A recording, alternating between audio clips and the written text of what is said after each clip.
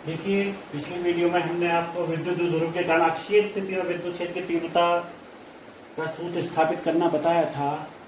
इस बार एक और इम्पोर्टेंट टॉपिक है आपका विद्युत द्विध्रुव के कारण निरक्षीय स्थिति में विद्युत क्षेत्र की तीव्रता।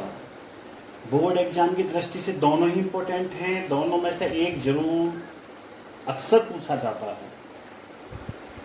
देखिए, ये मैंने इसका ये डायग्राम बनाया है, एक बार आपको बता देता हूँ। ये देखिए, जैसे उसमें मैंने लिया है एक विद्युत ध्रुव लिया है, वहाँ ए भी विद्युत ध्रुव है। ये देखिए, ए भी विद्युत ध्रुव है। और निरक्षीय स्थिति का मतलब है कि आप, ये तो अक्षीय स्थिति थी, निरक्षीय का मतलब है इससे लंबवत दूरी, यानी हम इसके लंबवत एक बिंदु ले लेते हैं। ये हमने यहाँ बिंदु P लिया हुआ है। ये P बिंदु लेने के बाद ये इसका देखिए मध्य बिंदु है, और ये आप जानते हैं ये L होती है, विद्युत द्विध्रुव में ये भी L होती है। ये -Q आवेश होता है, ये +Q आवेश होता है। ये दूरी मैंने R ली है यहाँ से लेकर यहाँ तक की। ये मैंने इसको मिला दिया है, ये इसको मिला दिया है। अब मैंने बताया था कि जो तीव्रता होती है प्लस के आवेश के कारण वो उससे दूर की तरफ होती है।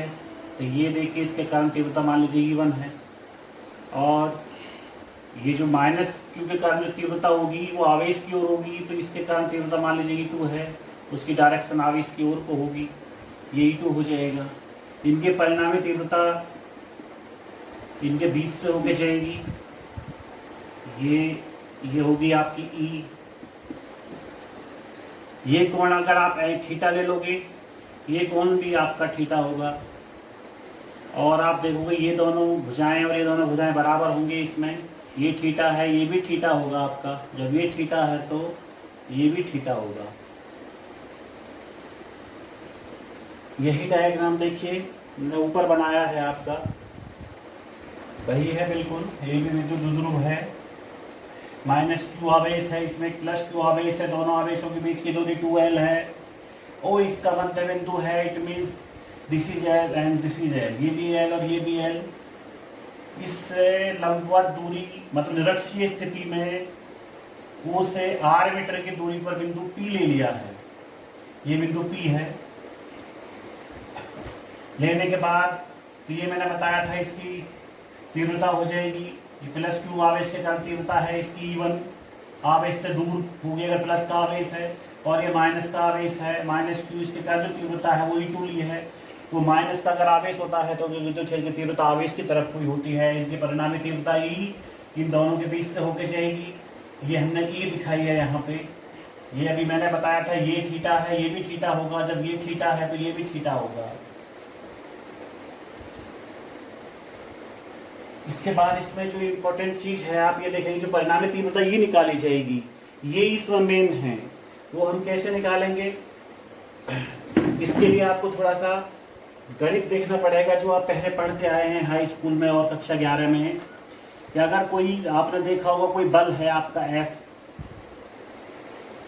और ये कोई आपका एंगल है थीटा, तो इसका, इस बल का इस दिशा में थीटा कोण की दिशा में जो घटक लिया जाता है वो होता है आपका F cos थीटा। उसी का इस्तेमाल करते हुए देखिए ये E1 है, इस E1 का इस दिशा में जो घटक होगा वो होगा E1 cos थीटा। ऐसे ही इस E2 का इस दिशा में जो घटक होगा वो होगा E2 cos थीटा। तो इसीलिए मैंने यहाँ जो E है इन दोनों को जोड़ दिया है। E इक्वल टू होगा E1 का घटक E1 cos theta plus E2 का घटक E2 cos थीटा। इतना करने के बाद में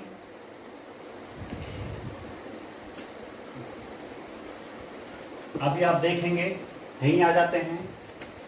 इसमें लिखा माना विद्युत द्विध्रुव AB के मध्य बिंदु O से निरक्षीय स्थिति में R दूरी पर हमें विद्युत क्षेत्र ज्ञात करना है।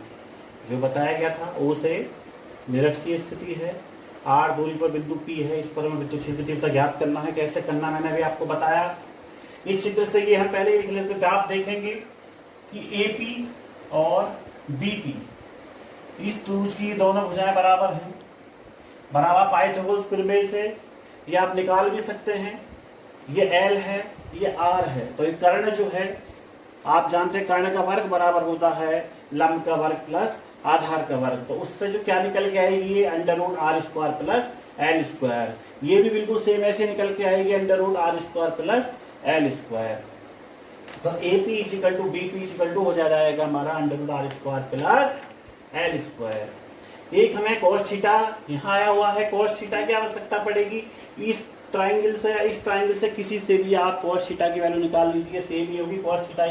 cos में आप जानते हैं किसी भी त्रिभुज में, समकोण त्रिभुज में cos क्या होता है, cos होता है आधार बटे कर्ण। तो आधार ये है, अगर हम इस त्रिभुज को लें तो L बटे कर्ण है, इसमें under root are square plus L square. तो यहाँ cos थीटा निकल के आ जाता है L upon under root are square plus L square. इतना करने के बाद अब बिल्कुल मैं पहले की तरह करूंगा। कैसे? अलग अलग तीव्रताएं निकालूंगा। पहले प्लस क्यू के कारण निकालता हूं। प्लस क्यू के कारण बिंदु P पर विद्युत क्षेत्र की तीव्रता, वो मान रखी मैंने E1। प्लस क्यू आवेश के कारण बिंदु P पर विद्युत क्षेत्र या विद्युत क्षेत्र की तीव्रता एक ही बात होती है। E1 इजिकल टू, उसी सूत्र से क्या होगा, E1 equal to 1/4 pi epsilon naught into Q upon under root are square plus L square का वर्ग आएगा। तो वर्ग करने से अंडर रूट हट जाएगा, दूरी का वर्ग आता है ना, और दूरी में आ रहा है अंडर रूट, तो वर्ग करने से अंडर रूट हट जाएगा। इसी प्रकार -2 के कारण आप निकालेंगे 1/4 pi epsilon naught into Q upon are square plus L square. इसमें भी अंडर रूट हट जाएगा स्क्वायर करने से। आप देखें दोनों की वैल्यू जिनकी सेम आ रही है निकल करके। ये हमने इक्वेशन 1 मान ली, इक्वेशन 2 मान ली है। बिंदु P पर परिणामी तीव्रता E इक्वल टू, ये मैंने बताया ही था, E equal to E1 cos theta plus E2 cos theta. ये यहाँ रख लिया है, E1 और E2 के वैल्यू रख लिए हैं इक्वेशन 1 व 2 से। समीकरण 1 व 2 से E1 और E2 के मान रख लीजिए। E इक्वल टू हो जाएगा आपका इतना 1/4 pi epsilon naught into Q upon are square plus L square cos theta plus 1/4 pi epsilon naught into Q upon are square plus L square into cos theta. देखिए same function है, ये भी same है, ये भी same है। Add होने पे डबल हो जाएगा। वही लिखा है 1/4 pi epsilon naught into Q upon are square plus L square into 2 cos theta. Double कर दिया है। अब क्या हो जाता है, cos थीटा की वैल्यू जो आपने निकाली थी, पहले ही निकाल कर रख ली थी हमने, L upon under root are square plus L square, उसको cos थीटा के स्थान पर रख देते हैं। तो E इक्वल टू हो जाता है 1/4 pi epsilon naught into Q upon are square plus L square into 2 already है, cos थीटा की जगह रख देंगे L upon under root are square plus L square. और ये आप जानते हैं कि Q into 2L is equal to होता है हमारा P, विद्युत ध्रुवागुण। देखिए ये हो जाएगा अब आपका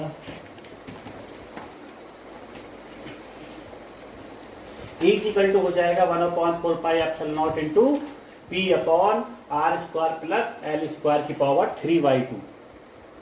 3/2 क्यों हो जाएगा, क्योंकि अगर इसी का भी हम x अंडर रूट x करें तो x की पूरी एक पावर है, ये आधी पावर है, एक और आधी मतलब 1.5 मतलब 3/2 हो जाएगी इक्वल टू x की पावर 3/2। तो उसी प्रकार यहाँ क्या थी, under root are square plus L square था into R square plus L square था। तो पावर दोनों की क्या मिलकर के क्या हो जाती है, R square plus L square की पावर 3/2। यहाँ भी बिल्कुल पहले की तरह करेंगे। L जो है R की तुलना में बहुत छोटा है, तो L स्क्वायर जो है आर स्क्वायर की तुलना में और भी बहुत ज्यादा छोटा होगा।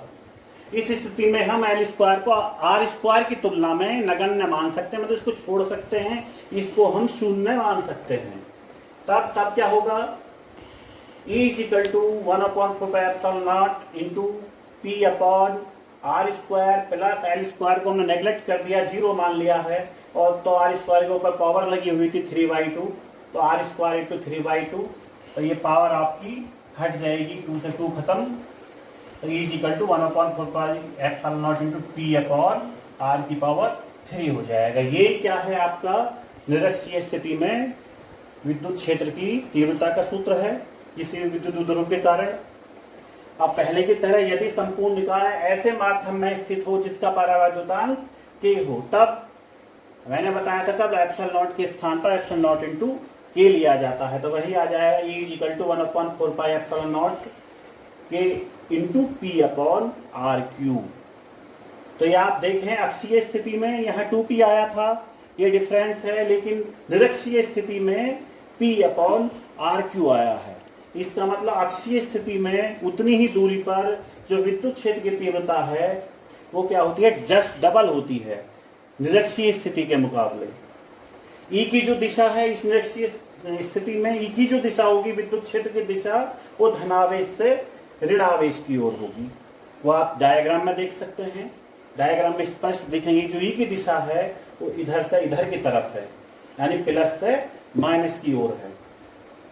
और ये मैंने अभी आपको बताया था कि यदि हम संबंध लिखें ई अक्षीय और ई निरक्षीय में, मतलब अक्षीय स्थिति में विद्युत क्षेत्र की तीव्रता और निरक्षीय स्थिति में विद्युत क्षेत्र की तीव्रता में अगर हम संबंध लिखें, अभी आपको मैंने बताया था ई अक्षीय इज इक्वल टू होगा 2 इंटू ई निरक्षीय, यानी निरक्षीय का जस्ट डबल होता है अक्षीय स्थिति में।